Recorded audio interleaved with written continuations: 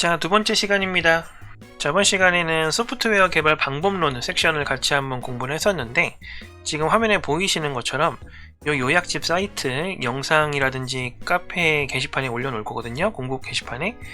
거기에서 확인하셔서 이전 영상이라든지 아니면 중간중간 꿀팁 영상들을 이런 식으로 첨부를 할 거예요. 그러니까 이 사이트 하나만 알고 계셔도 책이랑 같이 공부하시기에 굉장히 도움이 되겠죠. 그런 식으로 이제 운영을 할 거다 라는 걸 미리 말씀을 드립니다. 다시 한번. 자, 천천히 또 시작을 해볼게요. 오늘 그렇게 어렵진 않습니다. 개발 방법론 테일러링에 대해서 같이 한번 보도록 하죠. 자, 일단은 앞에서 공부했던 내용이 소프트웨어 개발 방법론인데 여기에는 테일러링이 붙은 거잖아요. 그럼 테일러링이 뭔지를 알면 되는데, 테일러링은 우리가 이제 원단 이렇게 재단을 하거나 이렇게 옷에 맞춰서 그 맞춤 정장 같은 걸 할 때 하는 그걸 테일러링이라고 하는데, 쉽게 말해서 최적화입니다. 최적화. 기존에 개발 모델이 있는데 지금 내가 진행하려고 하는 프로젝트가 있을 때 거기에 살짝 안 맞을 수 있죠. 거기에 맞춰서 최적화를 해야 된다는 거예요. 그러면 가장 핵심적인 왜? 라는 질문을 할 수 있어야 됩니다. 왜 최적화를 할까요? 우리가 앞에서 여러가지 개발 모델에 대해서 쭉 공부를 했는데, 그렇게 개발 모델이 발전되어 온 기준이 고객 요구사항의 반영이었잖아요. 그래서 요구사항의 반영을 위해서 여러가지 모델이 이제 발전이 되고 있는데, 막상 개발하려고 하니까 그 모델이 현재 우리 프로젝트랑 약간 맞지 않아요. 고객의 요구랑 약간 맞지 않습니다. 그러면 그 요구를 수정할 게 아니라 이 방법론을 조금 수정해서 거기에 딱 맞춰서 발전을 하는 게 좋겠죠. 이렇게 생각을 하시면 되겠습니다. 이 테일러링이 언제 필요하냐라는 기준을 한번 봤을 때 내부적인 요건과 외부적인 요건이 있는데, 내부적인 건 말 그대로 개발하면서 여러가지 건드려야 될 부분들을 이야기하는 거고요. 외부적 요건은 법적 제약사항이나 표준 품질 기준 이런 것들을 충족해야 할 텐데, 보통 이제 기준을 맞추는 게 우리가 법적 커트라인을 맞추기 위해서 이제 기준을 맞추는 거기 때문에 대부분 그냥 제약, 법적 뭐 이런 말 들어가면 이 외부적 요건이다 이렇게 알고 계시면 될 것 같습니다. 그리고 이제 개발 모델을 테일러링하는 절차에 대해서 아래쪽에 세 가지 나와 있는데 그렇게 복잡하진 않습니다. 이것도 뭐 암기하는데 너무 이렇게 빡빡하게 외우실 필요는 없어요. 자, 일단은 일정 또는 자원 현황, 우리 현재 상태를 이야기하는 거죠. 그 상태를 이 테일러링 할 때 반영을 하고요. 그 다음에 이렇게 반영한 걸 가지고 개발 모델 단계별로 어떤 식으로 이렇게 조정을 할 필요가 있다 라고 절차를 수립하고요. 그러면 이 수립한 절차에 따라서 여러 팀원들이 같이 움직여줘야 되잖아요. 그러니까 그거에 대한 매뉴얼을 작성해 주는 거죠. 우리 이렇게 하기로 했어 라고 알려주는 느낌의 뭐 그런 매뉴얼이다 이렇게 보시면 될 것 같습니다. 그래서 이런 식으로 이제 테일러링에 대한 전반적인 개요를 같이 한번 본 거고요. 방금 전에도 이야기했듯이 이 소프트웨어 개발 모델에 대한 테일러링을 하기 위해서는 현재 우리가 처한 상황을 먼저 파악을 해야 됩니다. 그래야 그 상황에 맞게끔 테일러링을 하는 거죠. 그래서 우리가 처한 상황을 파악하기 위한 기본 단계를 같이 한번 공부를 할 거예요. 일단 소프트웨어 개발이 진행되는 프로젝트, 우리 프로젝트 진행에 대한 부분을 먼저 파악을 해야겠죠.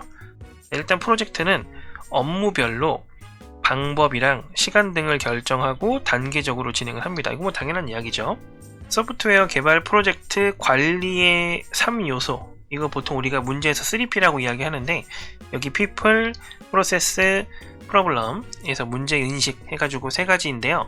이 관리라는 말이 빠지면 이 프로블럼이 이 프로덕트로 바뀌기도 합니다. 근데 우리가 보통은 시험에서는 3P는 People, Process, Problem이다 이렇게 기억을 하고 계시면 되겠어요. 요거는 이제 실제 시험 기준은 아니다 뭐 이렇게 보시면 될 것 같고요.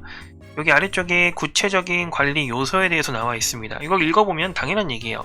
이 프로젝트는 당연히 일정, 그리고 비용, 자원, 이제 장비라든지 인원이라든지 그런 것들을 이야기하는 겁니다. 그 다음에 위험 요소, 품질 이런 것들을 관리해야 된다. 뭐 당연한 이야기죠.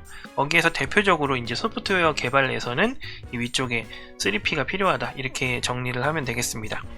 자, 그래서 소프트웨어 개발 프로젝트 계획 및 예측은 위쪽에 있는 여러가지 요소들을 기반으로 하게 되는데, 조금 더 자세하게 들어가 보자면 규모를 먼저 파악하고 그 다음에 복잡도를 파악한다, 이렇게 정리가 되어 있고요. 그 다음에 진행 중 발생하는 위험 요소, 뭐 중간에 개발자가 퇴사를 한다든지 그런 것들이 있을 수 있는데 이런 것들은 예측하기가 불가능하죠. 그런 부분에 대한 설명이고요.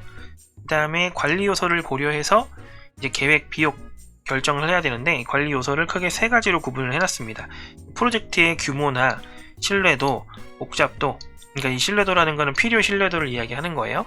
그런 것들을 좀 고려해서 계획이라든지 비용 결정되고요. 그 다음에 인적 자원, 하드웨어 자원, 그 다음에 소프트웨어 라이센스가 있냐 없냐, 이런 것들, 그런 것들에 대한 자원도 파악을 해야 되고요.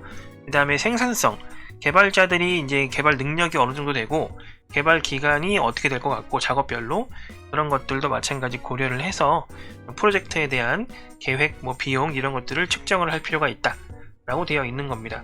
그래서 결국엔 일정이에요. 그리고 비용이겠죠.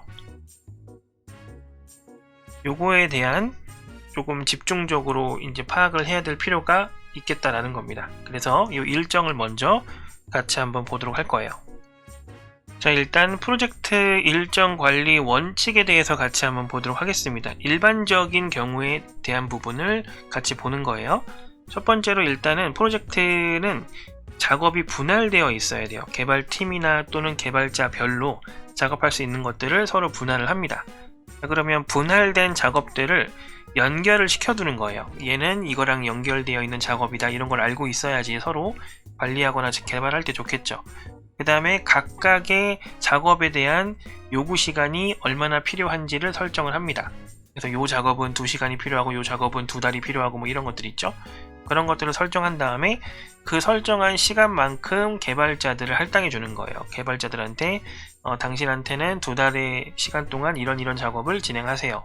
이런 작업은 뭐 한 달 걸리니까 당신한테 2달을 주겠습니다. 뭐 이런 식으로 한다는 얘기죠. 그렇게 해서 분할해서 각각 개발을 시작을 한다, 뭐 그런 거라고 보면 됩니다. 이렇게 개발자들을 되는 대로 투입을 하는 게 아니라 미리 설정해서 진행을 하는 이유가 이 아래쪽에 있는 브룩스의 법칙 때문입니다. 프로젝트 진행 중에, 도중에 인원 투입을 새로 하게 되면 그거는 더 비효율적일 수 있다는 거예요.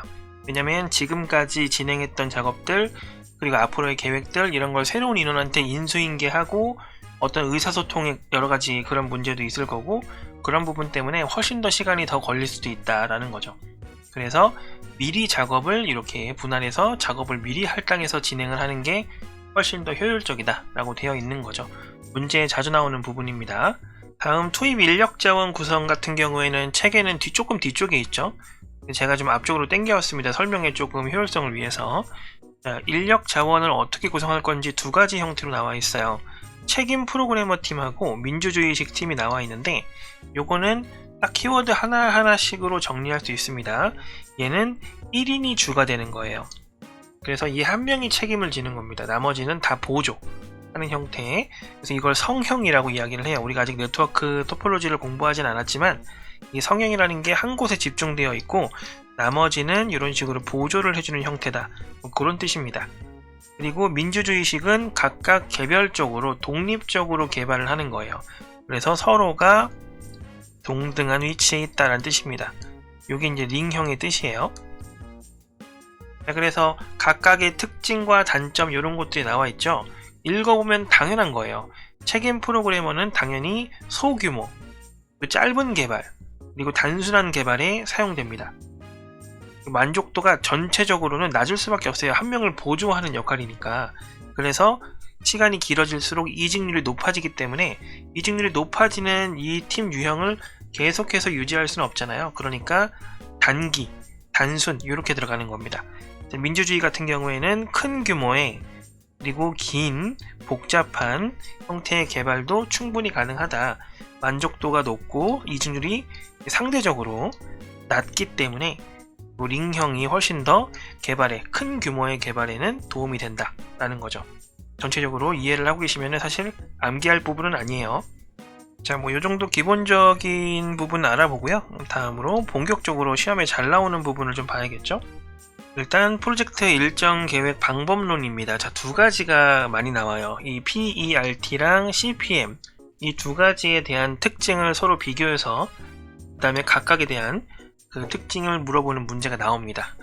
PERT는 작업별 개발 기간이 불확실할 때, 그래서 종료 시기를 예측해야 할 때 사용합니다. 반면에 CPM은 작업별 개발 기간이 확실할 때 사용을 합니다. 임계 경로, 크리티컬 패스나 주공정이라고도 합니다. 똑같은 말인데 어쨌든 이런 것들을 계산할 때 사용을 합니다. 예측과 계산이에요. 두 가지가 다르죠. 그래서 이제 이렇게 구분을 할 수 있으면 되고, 그래서 PERT에는 이 예측치를 구하는 공식, 이 공식이 문제로 종종 나옵니다. 그래서 낙관치가 있고 비관치가 있고, 낙관은 제일 짧은 기간일 거고 비관치는 제일 긴 기간, 그리고 기대치는 요 정도 걸리겠다 하는 부분이 있을 거고요. 그거를 다 더한 다음에 이제 6으로 나누는 이런 형태의 공식이 존재한다. 기억을 해두고 계시면 좋겠죠. 자, 그리고 아래쪽은 이런 예측 공식 같은 게 필요 없어요. 이미 개발 기간이 확실하기 때문에요. 그래서 각각의 그 경로별로 필요한 시간, 그런 것들이 다 정해져 있기 때문에 어떤 경로가 가장 긴지만 체크하면 그 전체 작업 길이를 체크할 수가 있습니다. 그래서 이제 이 노드만 가지고 이런 것들을 파악할 수 있다라고 되어 있는 건데, 아래쪽에 보시면은 원형 노드와 박스 노드가 있습니다. 원형 노드는 말 그대로 각각의 작업이 완료되는 시간, 시점, 그런 것들을 이야기하는 거고, 박스 노드는 그 노드들이 한 곳에 모이는 포인트입니다. 이정표라고 하는데, 이전 작업이 모두 완료되어야 그 이정표 다음으로 넘어갈 수가 있어요. 예를 들면 노드 하나, 노드 두 개 이렇게 있고, 이런 식으로 이정표에 이어져 있다고 가정을 해보자는 거죠. 그러면 얘가 예를 들어서 2주가 걸렸어요. 얘가 3주가 걸리고요. 그러면은 이 작업이 먼저 여기에 도착을 하잖아요. 그리고 나서 이제 또 뻗어나가야 되는 건데, 그러면 여기서 흐르던 작업은 여기서 일단 멈춥니다. 왜냐면 얘가 아직 안 왔기 때문에. 이정표에 얘도 도착을 해야지 또 다시 시작할 수가 있어요. 요거를 이정표라고 이야기를 합니다. 그래서 계산할 때도 일단 여기까지 딱 끊어서 최대 길이를 계산을 하고, 그 다음에 여기서부터 다시 또 계산해서 합치는 형태로 임계 경로를 계산할 수 있어야 됩니다. 이 부분 조심해야 되는 부분이다 라고 말씀을 미리 드리고요. 그 다음에 아래쪽에 간트 차트라는 것도 종종 나오거든요. 어떤 작업의 기능 또는 시간, 이런 것들을 막대 그래프로 표현하는 아주 간단한 형태입니다. 그래서 대략 표현을 해보면 이런 식으로 세로 선이 있고요. 여기가 1주, 2주, 3주, 4주 이렇게 되어 있고, 여기에 작업 A, B, C, D 이렇게 되어 있어서 이런 식으로 이제 표현을 하는 거예요. 이렇게 진행을 할 거다, 뭐 이런 식으로. 이런 게 간트 차트입니다. 요건 굉장히 간단해 보이는 부분이기 때문에 의존성, 어떤 작업이랑 어떤 작업에 의존성이 있는지, 문제가 어디가 있었는지, 아니면 상세 정보를 입력하기가 굉장히 뭐라 그럴까요? 어려운 부분이 있어요. 간단하게 표현을 하기 때문에. 그렇기 때문에 이런 것들은 소규모 일정의 개발에 사용이 된다 라고 되어 있죠. 또는 뭐 팀 내에서만 사용한다든지 그런 식으로 할 수도 있겠죠. 이런 식으로 이 프로젝트 일정 계획 방법론에 대해서 같이 한번 이야기를 해봤습니다. 요건 이제 일정에 대한 부분이에요. 다음은 이제 비용에 대한 부분을 같이 한번 보겠습니다. 소프트웨어는 비용이 굉장히 많이 들고요. 다양하게, 광범위하게 들어요. 그래서 여기 보면 사업비라고 표현을 하죠. 개발비가 아니라. 계획을 수립할 때도, 유지보수할 때도, 다시 추가로 개발을 하거나 데이터베이스를 구축하고 운영 환경을 구축할 때도 역시 돈이 들죠. 그렇기 때문에 사업비라고 이야기를 합니다. 이걸 뭐 문제로 잘 내거나 그러진 않지만 어쨌든 이런 정도로 돈이 많이 들어가요. 그래서 각각의 비용을 조금 이렇게 합리적으로 넣을 필요가 있겠죠. 이 비용에 따라서 개발자 부담이 늘어난다든지 품질이 낮아진다든지 그럴 수 있기 때문에 적절하고 합리적으로 이제 이 비용을 산출을 해야 되기 때문에 이 산출하는 것도 이제 법칙이라든지 모델 이런 것들이 있다 라고 생각하시면 되겠습니다. 대표적으로 상향식과 하향식 두 가지가 있는데, 하향식을 먼저 볼게요. 일단 하향식은 아래로 내려가면서 비용을 산정하겠다는 거예요.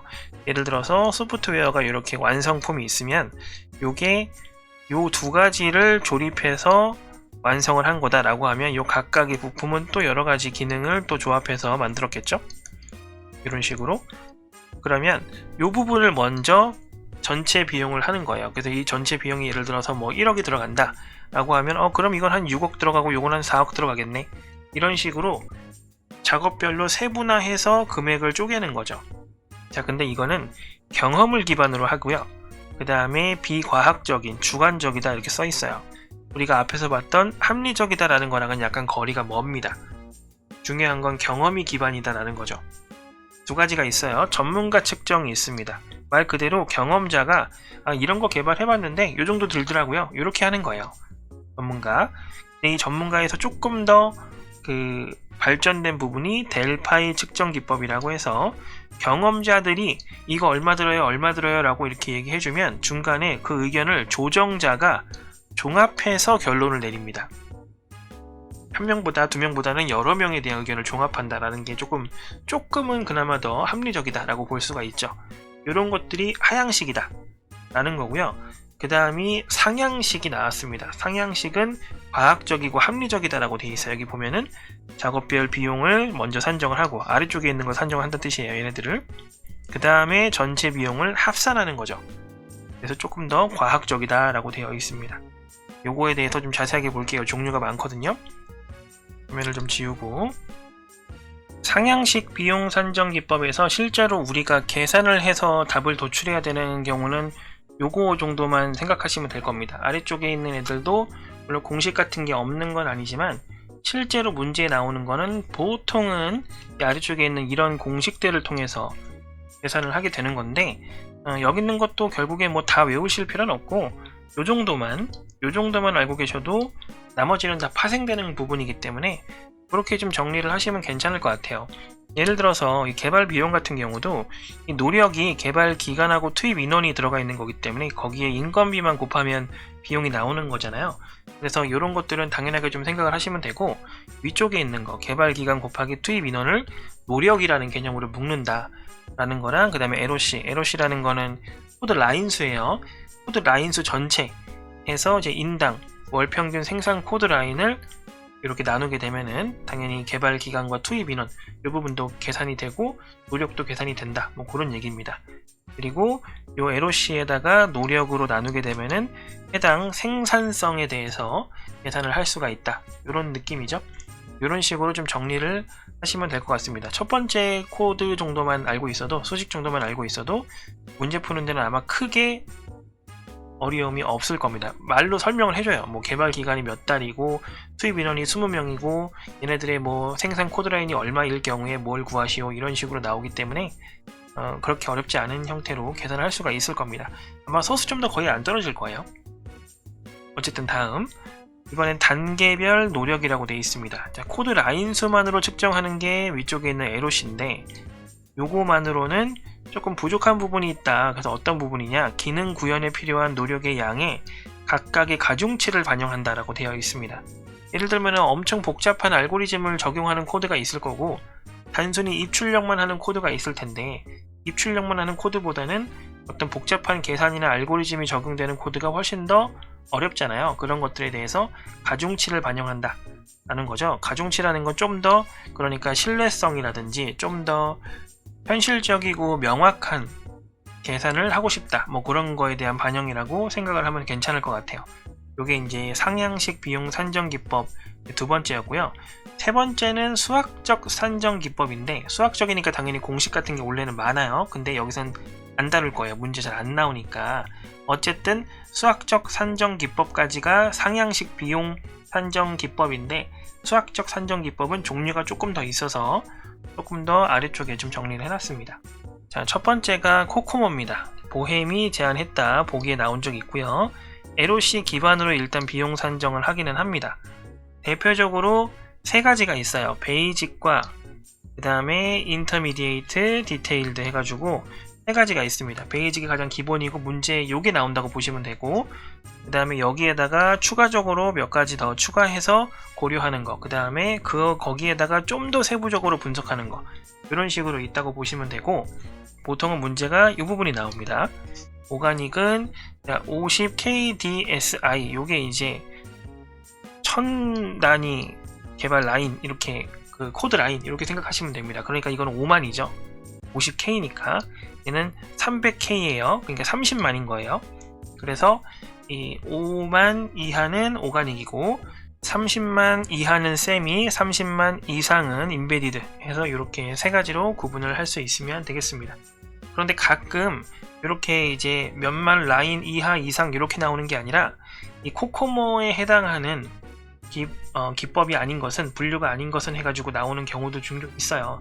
그래서 여기 아래쪽에 있는 이 두 가지도 좀 체크를 해두고 공부를 하시면 좋을 것 같습니다. 자, 그리고 아래쪽에 푼남 모델이 있습니다. 푼남은 레일리 노던 곡선의 노력 분포도에 기반을 한다 라고 되어 있고, 이 노력 분포도가 뭐냐면 개발 후기의 인원 노력이 감소가 된다, 이 부분인데, 간단하게 표현하자면 이 노력 분포도가 어떻게 생겼냐, 이렇게 돼 있고 여기가 노력이에요. 여기가 개발 기간입니다. 그러면 초기에 이렇게 가다가 갑자기 이렇게 올라가요. 그리고 이렇게 줄어듭니다. 요걸 얘기하는 거예요. 요게 이제 개발 한창 할 때고, 요건 약간 테스트하거나 그럴 때, 여기는 앞에 이제 요구사항 수집하거나 그렇게 하기 전에 인사할 때 뭐 그런 거라고 보면 되겠죠. 그래서 이 부분에 그 포인트를 두고 진행을 할 거다, 뭐 그런 얘기입니다. 아래쪽에 대형 프로젝트의 노력 분포 산정에 활용을 한다. 노력이 이쪽에 조금 더 집중이 되어야 된다라는 걸 파악할 수가 있다는 얘기죠. 그리고 이 푼남 모델을 기반으로 자동화 도구를 하나 만들었는데 그걸 슬림이라고 합니다. 요것도 문제에 나온 적이 있어요. 여기까지 좀 봐주실 필요가 있고, 조금 더 내려서 보도록 할게요. 자, 이번에는 기능 점수입니다. 자, 소프트웨어 기능을 증대시키는 요인별로 또 가중치를 반영을 하는 거예요. 입력, 출력, 사용자 질의, 데이터, 파일 생성, 뭐 인터페이스 여러 가지가 있을 텐데 그 각각의 기능에다가 점수를 매기는 거죠. 가중치별로 점수를 매겨서 이제 계산을 한다 라는 겁니다. 이제 가중치를 반영을 하게 되면은 조금 더 세밀하게 정확하게 계산을 하겠다, 현실적인 계산을 하겠다, 그런 의미라고 보시면 됩니다. 이것도 마찬가지. 자, 펑션 포인트라고 해서 FP라고 하는데, 이 펑션 포인트 기반으로 자동화 비용 측정 도구가 하나 또 있네요. 요거까지 암기를 해주시면 괜찮을 것 같아요. 여기까지 보고 또 다음 넘어가도록 하죠. 여러분들은 이제 손 잘 씻으시고 마스크 꼭 하고 다니시고, 요즘에 독감이 좀 심하죠. 저도 지금 독감이 걸려가지고 죽겠네요. 자, 그 다음이 이제 오늘 마지막으로 볼 부분이에요. 소프트웨어 품질 관리. 이거는 말 그대로 단순히 암기를 해야 되는 부분이 굉장히 많습니다. 설명을 드리기가 조금 굳이 설명을 드릴 필요가 있나 하는 부분도 좀 있어가지고 어쨌든 말씀을 드려보도록 하죠. 일단은 보면은 개발 표준은 ISO, IEC라는 요 키워드로 묶여있는 경우가 굉장히 많습니다. 그러면 사실 이거는 외울 필요가 없는 거죠. 뒤쪽에 있는 숫자가 중요합니다. 12207 요게 중요해요. 자, 얘는 SDLC 소프트웨어 개발 생명주기죠. 자, 수명주기. 자, 요거에 대한 프로세스를 평가하는 표준이에요. 그러니까 SDLC 프로세스를 평가한다. 요게 이제 포인트가 되는 거고, 요 평가하는 분류가 이렇게 나와 있는 거고요. 여기서 조금 더 파생돼서 나와 있는 게 15504입니다. 요거는 소프트웨어 품질, 생산성 향상을 위해서 프로세스를 평가한다고 되어 있어요. 이것도 프로세스 평가잖아요. 근데 여기는 품질과 생산성 향상을 위해서 한다라는 개념이 추가됐다, 이렇게 생각을 하시면 됩니다. 다음은 12119입니다. 자, 소프트웨어 패키지 소프트웨어의 제품 품질 요구사항 및 테스트에 대한 표준. 그러니까 패키지 소프트웨어의 테스트 표준, 이렇게 알고 계시면 괜찮을 것 같죠? 그 다음에 일반적인 소프트웨어 테스트 표준은 29119입니다. 여기는 패키지라는 말이 들어가야겠죠. 자, 그리고 제일 많이 나오는 파트예요. 아래쪽에 9126, 25010, 뭐 25011, 뭐 이런 식으로 2501 땡 해가지고 나오는 경우가 더 많습니다. 9126의 발전된 형태예요. 소프트웨어 품질 특성에 대한 평가에 대한 표준입니다. 그러니까 항상 표준이니까 표준이 중요한 건 아니고 소프트웨어 품질에 대한 이제 특성을 이제 평가한다. 이게 이제 포인트가 될 거예요. 여기 종류가 굉장히 많습니다. 그리고 그 하위 속성도 있어가지고 좀 볼 게 많은데요. 자, 여기서부터 선택이에요. 자, 이 문제가 완전히 적게 나오진 않습니다. 적게 나오진 않는데 그렇다고 엄청 자주 나오지도 않거든요. 자, 그런데 외워야 할 내용을 보세요. 실제로 책에는 이거보다 조금 더 자세하게 나와 있을 수 있거든요. 여러분들이 뭐 다른 책을 보더라도. 자, 그러면 일단 제가 추천을 드리는 건 일단 대분류, 기능성, 신뢰성, 사용성, 효율성, 유지보수성, 이식성, 여기까지는, 자, 영어도 나와 있잖아요. 여기까지는 암기를 해주세요. 기능, 신뢰, 사용, 효율, 유지보수, 이식성, 요거까지는 암기를 하시고, 요거 단어에 대한 사실 의미는 사실 그렇게 어렵진 않으니까 용어만 알고 있어도 충분하거든요. 자, 그러면 거기에 이제 하나씩 들어가 있는 요 하위 속성들은 유추를 하세요. 뭐 안 맞는 부분도 있겠지만 일단은 이 부분은 지금 당장 외우기에는 너무 많아요. 그래서 일단 대분류부터 6가지였나요? 대분류 6가지를 먼저 암기하시고 나중에 여유가 되시면 여기 안쪽에 있는 거 외우시고 당장 지금은 안쪽에 있는 것들은 유추해서 이거는 그러면은 사용성에 들어가겠네, 이런 느낌으로 좀 이해를 하면 괜찮지 않을까 싶습니다. 우리가 공부할 게 너무 많아서요. 이걸 다 외운다고 하면 물론 제일 좋겠지만 그렇지 않아도 우리는 합격할 수 있기 때문에 현실적인 대안이다, 이렇게 생각을 하시면 괜찮을 것 같아요. 그리고 사실 뭐 그렇게 어렵지 않습니다. 딱 봤을 때 뭐 다른 거 하나를 고르는 거잖아요. 우리가 사지선다 중에서. 그렇기 때문에 웬만해서는 대부분 다 이제 맞추더라고요. 요 6가지만 정확하게 알고 있어도. 일단 그 정도 보고 넘어가도록 하겠습니다. 그 다음은 별도로 몇 가지 더 나와 있는 표준에 대해서 좀 보도록 할게요.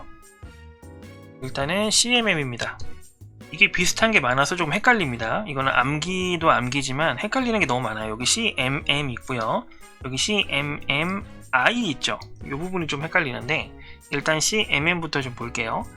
자, 개발업체, 이 소프트웨어를 개발하는 그 업체의 업무 능력이나, 소프트웨어가 아니에요, 업무 능력이나 이 조직의 성숙도, 운영 성숙도를 평가하는 모델입니다.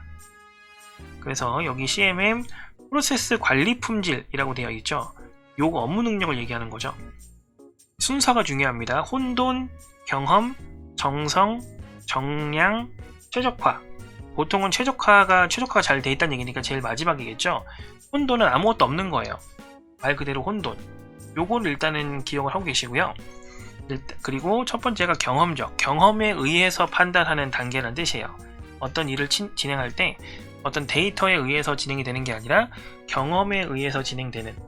자, 다음은 정성 같은 경우에는 경험도 쌓이잖아요. 경험을 서로 공유하고 경험이 쌓이면서 그 경험을 이제 토대로 유추라든지 그런 것들을 할 수가 있게 되죠. 그게 정성적인 상태예요. 뭔가 이제 정형화 되어 있기 전 또는 어떤 감성적인 부분이 들어갔다, 이런 개념이라고 보면 됩니다. 여기에서 이제 데이터가 추가되면 정량적이 되는 거예요. 이때부터는 실제 수치를 기준으로 판단을 하고 하게 되는 거죠. 그리고 거기에서 이제 우리 팀 구조에 맞게 최적화를 한다, 뭐 이런 느낌이라고 보면 됩니다. 그래서 혼돈하고 최적이 제일 양쪽 끝이고 경험, 정성, 정량, 이렇게 생각을 하시면 돼요. 양이 그 데이터에 그걸 얘기하는 거니까 데이터라든지 그런 것들을 기반으로 하기 시작하는 순간 그때부터 좀 더 좋아지는 품질이다, 이렇게 생각을 하면 괜찮을 것 같아요. 그 다음에 이제 프로세스 성숙도 같은 경우에는 초기, 최적화, 뭐 이거는 당연히 이제 양쪽 끝에 있는 부분이니까 밑에 부분만 보면 됩니다. 반복은 했던 거 계속 그냥 똑같이 했던 것만 반복하는 형태를 얘기하는 거죠. 거기에서 이제 정의는 우리가 업무별로 이거를 왜 하는지라든지 그거에 대해서 어떤 중요도, 목표, 이런 것들을 다 정의할 수 있는 그런 상태라고 보면 되고요. 그 다음엔 이 관리는 어떤 작업을 했을 때 이 작업의 실제 성과, 아니면 뭐 잘못된 점이 뭐가 있었는지, 효율성은 얼마나 되는지, 그런 것들을 관리하기 시작한다 라고 보면 됩니다. 단순하게 반복만 하다가 이 반복하는 작업에 대한 여러 가지 정의를 내리고 그 정의한 부분에 대해서 관리를 하고, 이렇게 된다고 생각을 하면 되겠습니다. 이런 순서로 진행을 하겠다. 뭐 이런 얘기죠. CMM 같은 경우에는 여기에서 이제 I가 추가됩니다. 이게 통합이란 뜻이에요. 자, 여기서 보면은 소프트웨어 및 시스템 공학에 대한 역량에 대한 성숙도를 평가한다고 써 있는데, 여기 평가 항목이 있어요. 프로세스 관리, 뭐 프로젝트 관리, 엔지니어링, 지원 이런 것들을 통합해서 평가한다. 그래서 이제 인터그레이션이 들어가 있습니다. 그리고 어떤 것들을 통합했는지 아래쪽에 나와요. 자, 소프트웨어, 그 다음에 시스템 엔지니어, 그 다음에 프로젝트 어쩌고저쩌고 해가지고 뒤에 CMM이 붙죠. 이 앞에 있는 게 중요한 게 아니고 CMM이 붙어 있어요. 그러니까 이 CMM을 통합했다 라고 해서 CMMI가 되는 거죠. 자, 그래서 소프트웨어고 시스템 엔지니어고 프로젝트 간 협동 통합 프로젝트, 여기 이제 요 I의 I고요, P가 프로젝트고 뭐 이런 거라고 보시면 돼요. 소프트웨어, 시스템 엔지니어, 프로젝트 이렇게 정리하시면 되겠죠.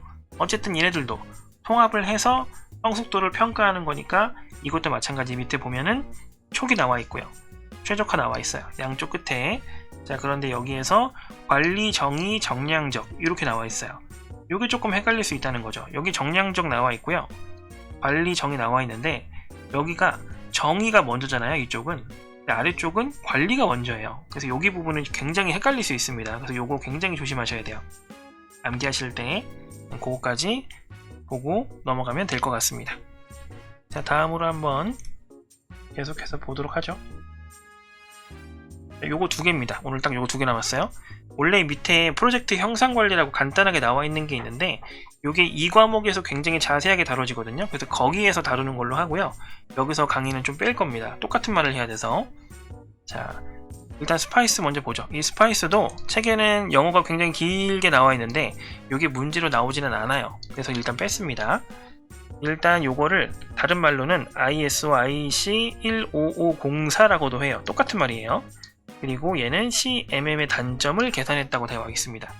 이 위쪽에 있었던 CMMI도 단점을 개선한 거라고 볼 수 있습니다. 그렇게 좀 알고 계시면 될 것 같고, 여기서 중요한 건 스스로예요. 프로세스 개선을 위해서 개발 기관이, 개발 조직이 스스로 평가할 수 있는 모델이다. 요거, 그 다음에 계약을 위한 수탁기관, 그러니까 누구한테 맡길 건데 그 맡긴 그 기관에 대한 성숙도, 프로세스를 내가 평가할 수 있는 그런 모델이다 라고 되어 있는 거예요.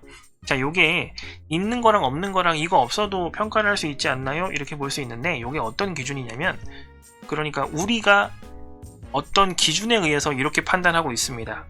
당신들은 어떤 기준에 의해서 뭐 기준에 충족하지 않습니다. 이렇게 얘기를 하려면 근거가 필요하잖아요. 그런 기준이라고 보시면 돼요. 물론 문제 나오는 개념은 아니지만 여기서 포인트는 그냥 성숙도입니다. 순서죠, 순서. 이 순서만 기억을 하고 계시면 돼요. 불완전, 요 5개, 6개군요. 6개 중에 제일 불안한 게 불완전이잖아요. 불완전, 최적화, 양쪽 끝에 있고요. 그 다음에 수행, 관리, 확립, 예측 가능 이렇게 정리가 되어 있죠. 이것도 순서대로 기억을 하고 계시면 됩니다. 이렇게 해서 좀 비슷한 것들이 많아서 조금 헷갈릴 수 있는 것들이 위쪽에 3가지가 있었다라는 거죠. 자, 그리고 나서 마지막, 얘는 어떤 기준이 아니고요, 도구입니다. 케이스 도구라고 해서 케이스 도구 이렇게 알고 계시면 돼요. 자, 개발의 모든 과정에 대한 자동화 소프트웨어를 케이스 도구라고 이야기를 해요. 문제로 나온다고 하면 보통은 2가지 형태가 많이 나오는데, 첫 번째로 케이스의 원천 기술이 뭐냐, 원천 기술이 아닌 것, 이걸 많이 물어봅니다. 그래서 구조적 기법, 뭐 어쩌고저쩌고 나와 있죠. 이 5가지 중에 이제 아닌 걸 하나 선택하고 옳은 걸 3개 선택해서 보기가 나오겠죠. 그렇게 이제 보면 되고, 케이스 도구를 이제 굳이 분류를 하자면 상위 도구, 분석이라든지 설계를 하는, 그 다음에 하위 도구, 이거는 실제로 구현하는, 그리고 얘네들을 다 통합한 통합 버전 해가지고 총 3가지 분류로 분류가 된다 라고 되어 있는 거고, 아래쪽에 이 2가지도 특징인데요. 이 케이스 도구는 자동화 소프트웨어이기 때문에 사람이 하는 것보다는 품질이 조금 더 좋아지고요, 재활용을 한다든지 점진적 개발에 유용하다든지 아니면 유지보수에 좋다든지 생산성이 향상된다든지, 그러니까 다 좋은 거예요. 케이스 도구를 사용하면 다 좋다 이렇게 하시면 돼요. 이런 것들은 하나하나 다 외우려고 하지 마시고요, 이걸 사용하면 다 좋네 이렇게 알고 계시면 충분합니다. 그러면 보통 여기에서는 어떤 부분이 이제 문제에 잘 나오냐면은 안 좋은 점, 다 좋은데 안 좋은 점에 대해서 좀 포인트를 짚고 암기를 하시면 됩니다. 비용이 비싸요. 어렵고요. 이 케이스 도구 간의 호환성은 없습니다. 그러니까 A라는 케이스 도구를 쓰다가 거기에서 이제 그 산출된 데이터를 B라는 케이스 도구에 사용을 못한다는 뜻이에요. 각각 업체가 그거를 고려해서 만들진 않기 때문에 자, 그거까지 체크를 하면 됩니다. 그러니까 어렵고 비용이 들지만 그렇게 해서 들여놓고 나면 굉장히 좋은 이점이 있는 도구다. 이렇게 알고 계시면 되겠죠. 자, 요거까지 해서 요 두 번째 테일러링 섹션은 마무리가 됩니다. 고생하셨습니다.